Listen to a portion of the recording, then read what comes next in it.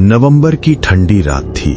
राजस्थान के एक छोटे से गांव भयावास की सुनसान गलियों में हवा अजीब सी सीटी बजा रही थी।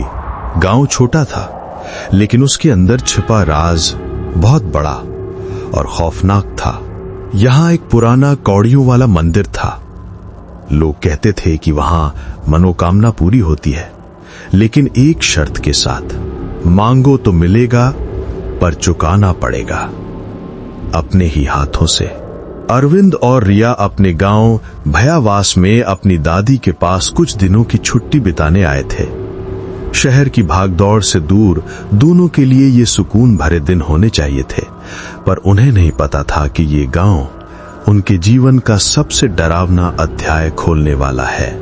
पहली शाम ही गांव के कुछ बूढ़ों की बातें कानों में पड़ी। क्या आज फिर किसी ने मंदिर से कौड़ी चुरा ली? कल सुबह फिर किसी की लाश मिलेगी। अरविंद ने हंसकर कहा, अरे भूत भूत कुछ नहीं होता, अंधविश्वास है सब।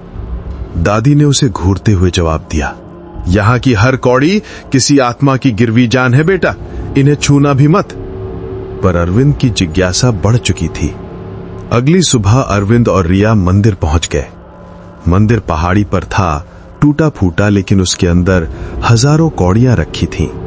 पूजा की जगह पर कोई मूर्ति नहीं थी, सिर्फ कौड़ियां और एक काला गहरा गड्ढा। पंडित रघुनाथ ने उन्हें रोकते हुए कहा, कौड़ियां ली तो कल सूरज उगने से पहले आपकी आखिरी सुबह होगी। रिया डर गई, लेकिन अरविंद मुस्कुरा दिया, अगर चुनौतियां डराएंगी तो जीना कैसे सीखें? और उसकी नजर एक चमकती काली कौड़ी पर टिक गई।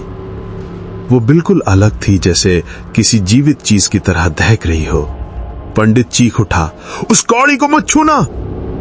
लेकिन देर हो चुकी थी। अरविंद ने उसे उठा लिया। हवा अचानक ठंडी हो गई। घंटी अपने आप बज उठी और मंदिर के बाहर बैठे सारे कौवे जोर जोर से कांव कांव करने लगे। पंडित ने कांपते हुए कहा, तुमने मौत को अपने घर बुला लिया है। रात के ठीक 12 बजे खिड़की पर धीमी पर लगातार ठक ठक की आवाज होने लगी। रिया डरकर उठी, भैया कोई खिड़की पर है। अरविंद ने टॉर्च जलाई, पर बाहर किसी का साया भी नहीं था। जैसे ही दोनों वापस सोने लगे, आवाज फिर आई, ठक ठक ठक। रिया रोने लगी। अरविंद को भी अब बेचैनी होने लगी थी। तभी दादी का कमरा अचानक खुला। दादी डरी कांपती आवाज में बोली, कौड़ी लौटानी होगी, वरना वो ले जाएगी किसी अपने की जान। पर मंदिर तक जाने का रास्ता बंद था, क्योंकि कहा जाता था कि मंदिर की आत्माएं रात में जागती हैं। अगले दिन अरविंद ने कौड़ी छुपा कर रखी और सब ठीक होने का दिखावा किया, लेकिन जैसे ही शाम हुई, फिर वही आवाज, ठक ठक ठक। इस बार खिड़की पर नहीं, दरवाजे पर। अरविंद दरवाजा खोला। बाहर एक युवती खड़ी थी। चेहरा पीला, आंखें खून से लाल, बाल सूखे और बिखरे हुए। वो फुसफुसाई, मेरी कौड़ी लौटा दो। अरविंद के हाथ सुन्न हो गए। रिया डरकर चिल्लाई, तुम दूर जाओ। उस महिला ने भयानक हंसी हंसते हुए कहा, मैं दूर नहीं जाऊंगी जब तक किसी की जान न ले लूं। और अचानक वो गायब हो गई। दादी ने उस रात मंदिर के श्राप का सच बताया। सालों पहले यहां मानव बलि दी जाती थी। हर बलि के बाद पीड़ित की आत्मा को एक कौड़ी में बांध दिया जाता था, ताकि वो मंदिर की रक्षा कर सके। किसी ने भी कौड़ी छुई तो आत्मा मुक्त होकर उस स्पर्श करने वाले को मार देती है, ताकि उसकी जान नई कौड़ी में कैद की जा सके। अब वो आत्मा तुम दोनों को ढूंढ रही है। रिया बिस्तर पर सो रही थी। अरविंद पानी लेने गया। वापस आया तो रिया बिस्तर पर नहीं थी। दीवार पर खून से लिखा था, एक ले गई हूं, बाकी कल। अरविंद पागल सा भागा बाहर। मंदिर की दिशा में एक सफेद साया रिया को खींचता दिखाई दे रहा था। हर कदम पर रिया की चीखें कमजोर पड़ रही थीं। अरविंद उसके पीछे भागा, पर मंदिर के पास जाते ही पंडित रघुनाथ ने उसे रोक लिया। अगर अभी अंदर गए तो तुम दोनों मर जाओगे।